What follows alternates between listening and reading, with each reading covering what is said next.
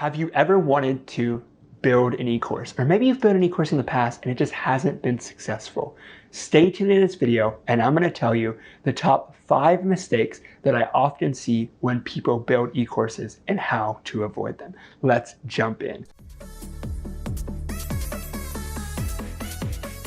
Hey guys, Derek here from the ClearSound team, and I've helped several clients build e-courses and learn how to do them well. So if you stay till the end, I'm going to give you a bonus 6 tip that will make sure you're clear in the e-courses that you're building.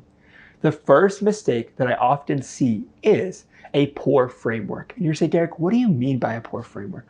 What I mean is that often when you're selling an e-course, you're selling it because you have a clear product or a clear service that is differentiable. And what I mean by that is your business needs to stand out. Your business needs to rise above the noise and have a clear sound that stands out. That's why we've called ourselves ClearSound. And that's why we're so committed to helping viewers like you connect with your audience and grow your business, because we know that if you can figure out how you stand out, it will allow your business to grow.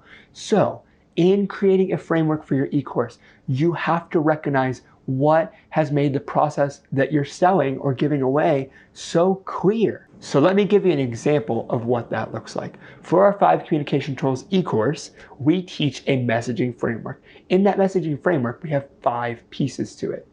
One of the first 5 is messaging that stays true to who you are. Secondly, we teach about how to narrow your audience. We teach about how to talk specifically to that audience, give them clear calls to action, and then make sure that our messaging is a win for us and a win for them.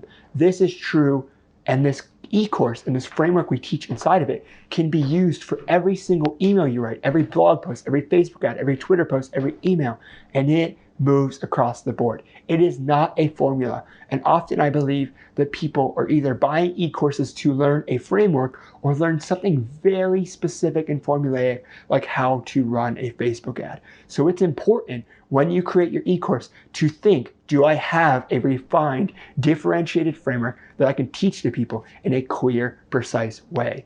So again, one of the biggest mistakes is a poor framework. The second biggest mistake that I often see is poor sales funnels. So what do I mean by that? Often you need to take your customers through a journey of getting to know you, a journey of getting to trust you, and a journey of even getting to like you.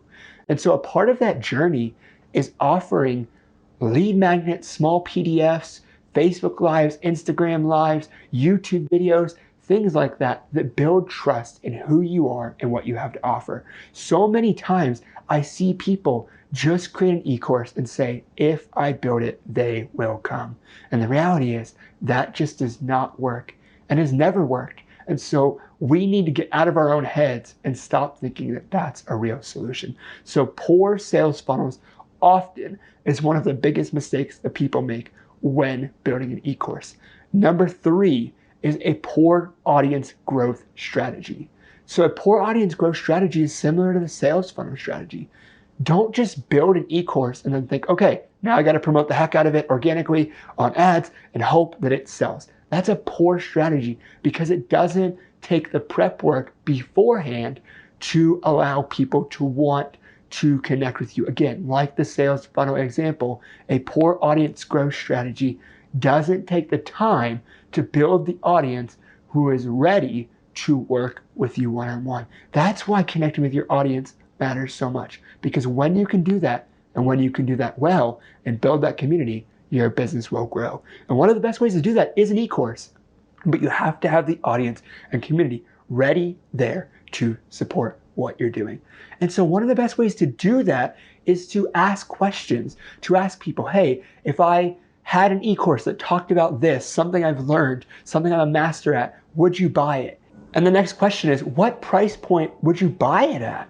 And that's really what number 4 is about in the top 5 e-course marketing mistakes, is a poor pricing model. You see, often people charge thousands of dollars for an e-course and they're not ready to do that, or they charge so little without a clear plan as to why, that it doesn't make people think that there's a lot of value that they're going to get in the course. And listen to me, I'm a huge believer and huge advocate for mini courses, but if we're talking about a full-fledged e-course with multiple modules, it is not good to price it so low that was it even really worth your time to shoot it? Pricing goes a long way to build trust with your customer and to create a profitable business model that you can use over and over again.